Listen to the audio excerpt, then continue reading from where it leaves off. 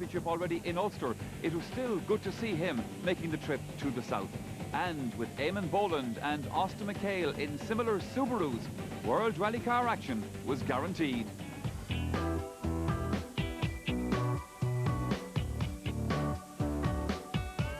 It's almost the end of a hectic year as the Murphy Construction Cork 20 has constructed a challenging two-day rally around the beautiful university town of Cork.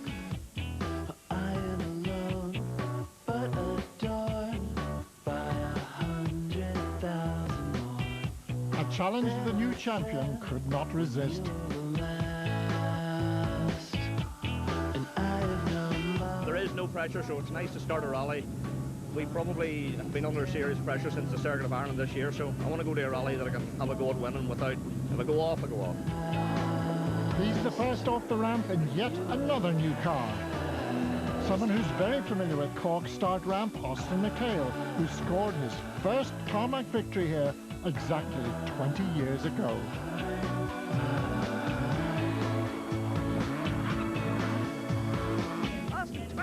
Since your first win, is this going to be an anniversary? Yes, we're delighted. We won our first internationals back in 1983, and obviously with other people will be with the Cork since that. But yeah, we're happy to be back, and we'll be going for next week is this year another one. So we'll wait and see. Still looking for his first tarmac win is Eamon Boland.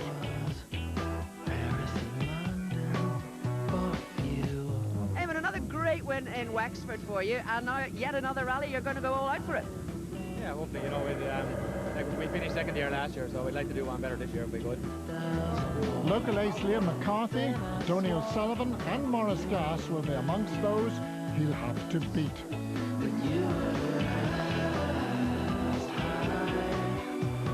Day one in the 8 stages to the west of Cork are based around the capital of Irish rallying, Mill Street, Billy Coleman's hometown. Stage 1 at Mushera, and Derek McGarrity is the first to encounter the artificial chicanes put in to reduce average speeds on the very fast stages. Derek is their fastest on the opener and second on the next, but looks are deceptive as the cockpit of the yellow S8 has been filling with smoke. 3, 2, 1, go! Austin McHale sets off in fine form as co-driver Brian Murphy reads the notes. We see that the fast Cork stages demand bravery and pinpoint accuracy. Absolute left and right. And crest, 250. Absolute right over crest, maybe. And straight jump and slight left. Watch it. Straight jump here and slight left. 150. Austin claims to be cautious, but he gets the thumbs up here as he sets joint second fastest of stage 2. And slight left, 100. Quick right, repeat, quick right, 100. Caution, quick right, cut over, jump and left. He's about to leap into another second fastest time here on Fury. And Austin's experience in these roads shows. Quick left, cut over crest, Finley's corner, 70. Yes, it was on this corner 9 years ago that Stephen Finley crashed and lost the tarmac title. Most definitely not in a losing position is Eamon Boland as he storms to an immediate 10-second lead on stage 1. But the top 5 have all beaten the bogey time, set at a 75-mile-an-hour average. However, Eamon is fastest on the next 2 tests as well and leads. Leading non-Subaru is Liam McCarthy in 7th, but it doesn't please this Subaru fan.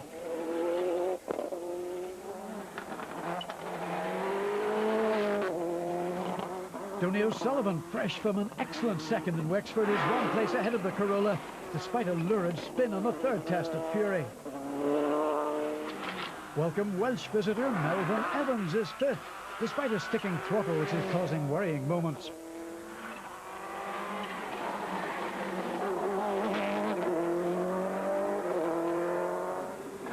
Moments are not something which Maurice Gass wants to experience as he reacclimatizes to an S8 following his Lurgan Park crash. It's been a mixed season for Tim McNulty, but he starts well in 4th place after 3 tests, well ahead of Maurice Gass's slightly younger S8 Subaru. Another welcome WRC is that of Tommy Graham, who lies just behind Maurice Gass. Back out for the first time since his heavy Killarney crash is Barry Coleman. And JJ Fleming has Derek McGarrity's Circuit of Ireland winning car out for another thrash. It's great to see a Hyundai WRC in Ireland. Even our Subaru fan gives it the thumbs up. But sadly we won't see Noel Redmond's car for long as it shears a wheel. Another to make the trip from Wales is Peter Lloyd, as interest comes from all angles in this rally. The bulletins make very interesting reading as the spectators are about to see why Eamon is top. He's fastest again on stage 4 and joint second fastest on stage 5, although the bogey time again thwarts the effort. Don Buckley's work in converting the S8 to right-hand drive seems also to have helped the Wexford driver, as he's once again fastest on stage 6.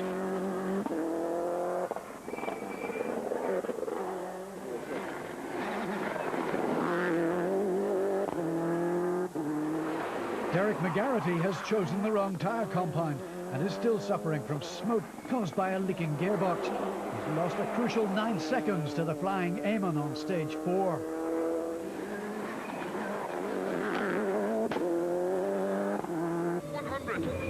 Austin McHale is right there. 60, straight big jump and slight left.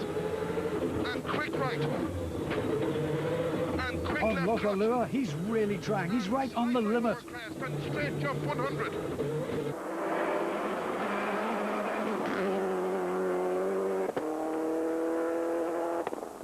Absolute left and absolute left at the yellow wall. Near the start of stage 5, however, he's waved down to crawling pace as a tree has fallen on the road.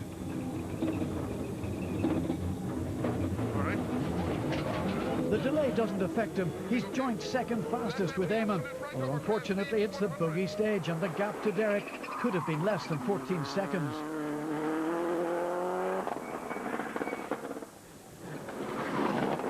Tim McNulty was actually fastest on the bogey stage 5, his first ever Tarmac Championship fastest time, and it's consolidated his 4th place, ahead of the spectacular Welshman Melvin Evans.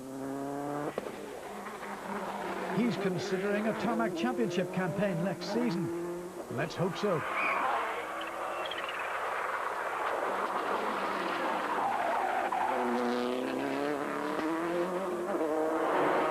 Tony O'Sullivan and Paul Nagle are holding on to 6th place.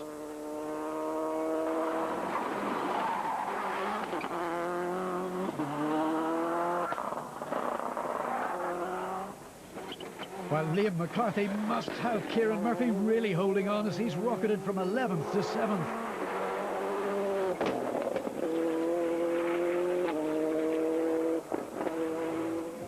That's just 1 second ahead of Morris Gass and Andrew Cullen. Seconds are what it's all about.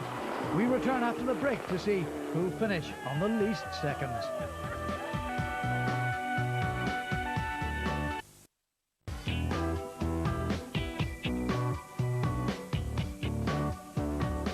The final 2 stages of the day on the Murphy Construction Cork 20 Rally are repeats of Fury and Loch Lua, and Eamon Boland is about to repeat his fastest time on these stages. Eamon pulls another 4 seconds from Derek and Fury, and 2 in Loch Lua.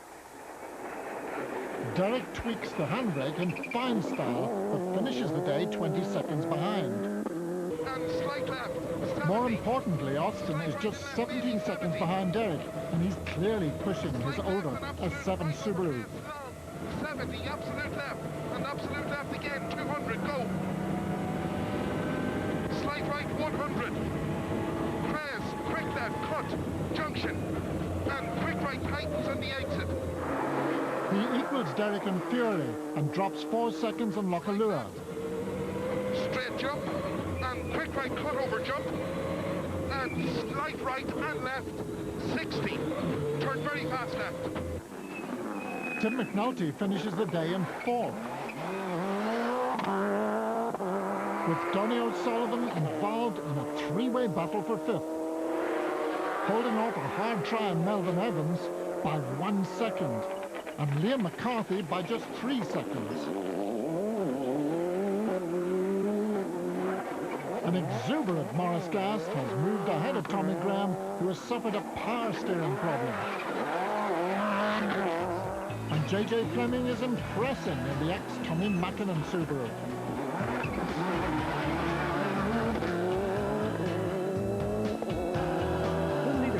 Day one is far from settled, with half the mileage still to come. As the competitors head east of Cork on day two, toward the sleepy harbour town of Youghal. I wonder if that's a dogfish. Well, as we start day two, Eamon Boland is leading an international rally for the very first time. However, it's by 25 seconds, and Derek McGarity reported problems yesterday. Has he got those sorted out? And as we know, he doesn't like settling for second. Top of the list was a change of gearbox. It is all sorted? I hope so. We're changing the gearbox in the car. Yesterday we had the problem of the fumes coming into the car and the downshift wasn't working correctly on the car, so costing some time. How much it was costing, I don't know. The pressure is definitely on Eamon.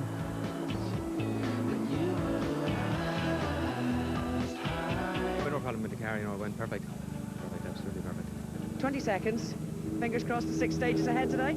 Yeah, hopefully, you know, it'll all depend on the first couple of stages, how everyone else goes, but hopefully all things being equal, it should be okay. And Austin McHale still can't be discounted. I think that Eamon went very well yesterday on 2 stages in particular. He took some time out of us. It was 10 seconds and 10 seconds again, and you know, he deserves to be leading the rally. He's gone very well here this weekend, and like, I mean, he has shown that sort of form, I think, during the year in different places like the Ulster before he had these problems, in the same way in the Jim Clark, etc. But you know, overall he is very competitive, and I think if we don't catch him, I'd like to see Eamon win the event, because if he's first international, he's there for a good one. He deserves it. And your plan for today, maximum attack or just stay where you are and go for the podium? I don't think I ever did that. I'm not going to change now.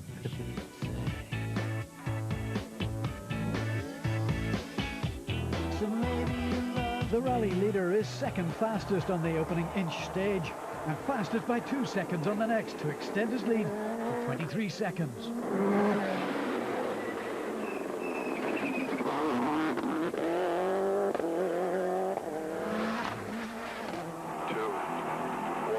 away.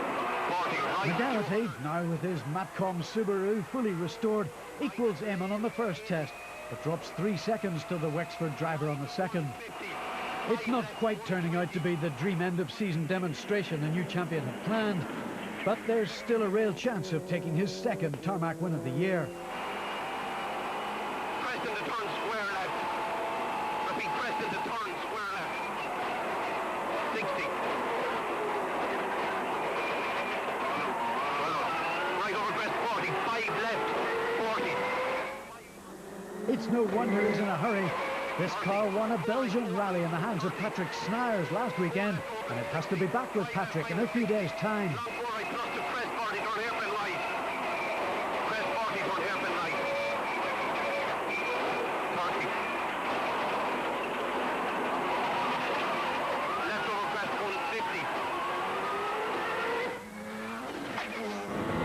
Inside Austin McHale's car, it's a very good start to the morning, as he's fastest on the opener, just 1 second ahead of the opposition. And we can see that Austin is really pushing his Pirellis, as he's now just 5 seconds behind Derek.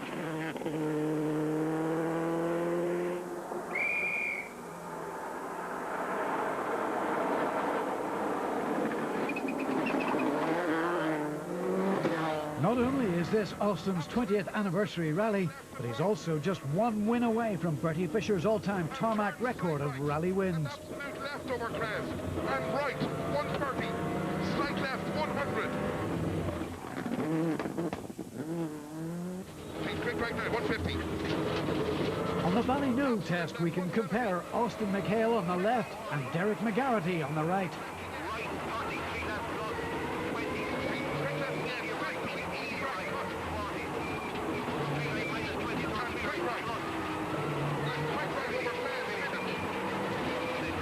Amazingly, they match each other's time to the second to be third fastest on this 9-mile stage.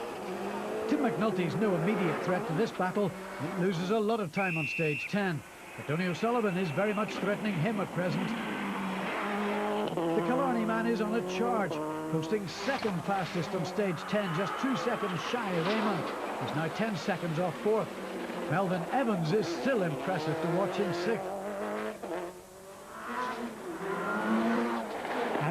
McCarthy is the first non-Subaru in a secure 7.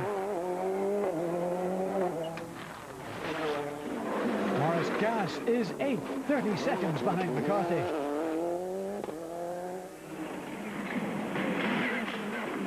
Former rallycrosser Tommy Graham is a further 30 seconds down on Morris, and JJ Fleming is 27 seconds down on Tommy. Peter Lloyd is enjoying his trip to Cork. Tony O'Sullivan is now the fastest man in Cork, fastest on stage 11 by 4 seconds, and putting increasing pressure on Tim McNulty, who replies by taking 2 back on the next test.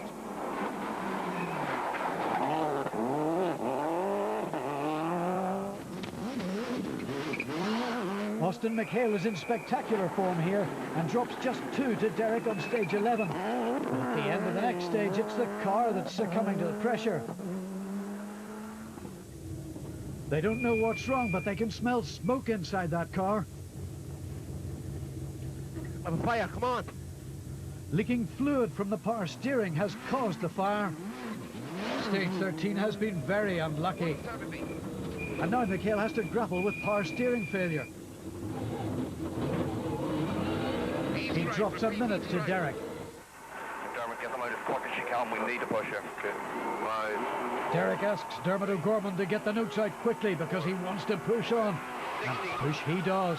Fastest on stages 12 and 13, taking 9 seconds off Eamon on stage 12, that's inch 2, and 3 seconds on the penultimate test, leaving a gap of 9 seconds with 10 miles to go. Into 4 right plus continues and opens very speed. To turn 4 right plus over height, opens to island, to right over crest 100, right for 4 left plus maybe 80, 4 left minus, into crest and 4 right plus opens 150, 5 left 200. The pressure on Eamon is incredible.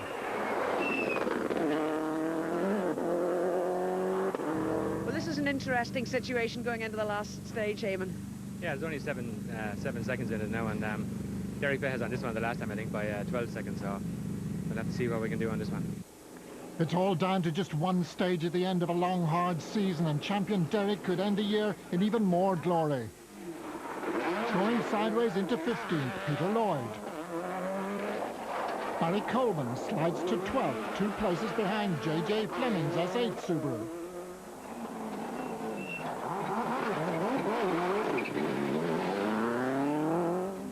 Morris Gass has been flying this afternoon, but on the final test, the S8 suffers severe brake problems.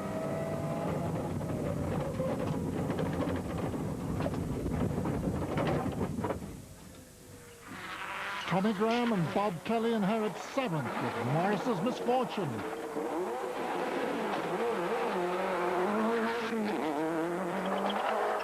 Liam McCarthy and Kieran Murphy are a fine 6th.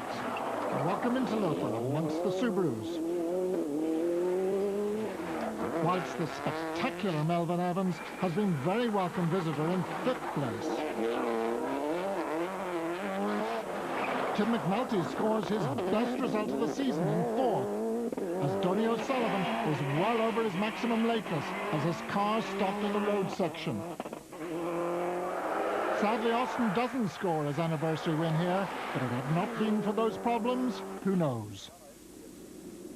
At the start of the final test, nobody knows who will win this rally, as Eamon and Derek nervously prepare for the final 10 miles. Eamon and co-driver Damien Morrissey set off with a 9-second cushion on this fast Temple Bowden stage and record a time of 7 minutes 45 seconds.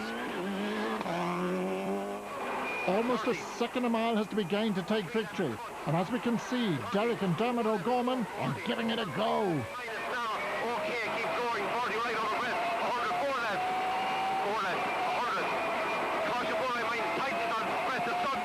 On the previous run through this stage, he was faster than Boland, but 9 seconds and 10 miles is a tall order.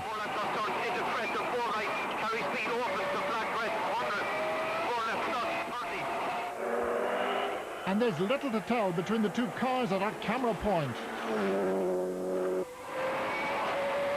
Keep her going now. Right 200. Keep her going. In car we approach the finish, but the clock is ticking. And in fact, 7 minutes 50 seconds. He drops 5 seconds to Eamon. 42 After so many years of trying, Eamon and Damien Morrissey are the winners of the Murphy Construction Cork 20 International. Eamon's driven fantastically, and you know, I'm delighted that he's won his first international rally. Nobody deserves it more. He's a fantastic competitor and a lovely guy. Eamon, you must be thrilled. Yeah, you know, Derek got very close to us with 2 or 3 stages to go, but we held him off in the end. And from start to finish as well, that's some achievement. Yeah, we had a good lead yesterday, and you know, we reckon, I don't know what went wrong with a couple of stages. Derek took 10 seconds off us on one and 12 on another one, so we kept him off. At last, the Wexford car distributor gets his name on top of the tarmac results. And what well-deserved bottles of champagne they are. And Eamon's win has the added bonus of pipping Austin McHale to second place in the championship on a tie-break.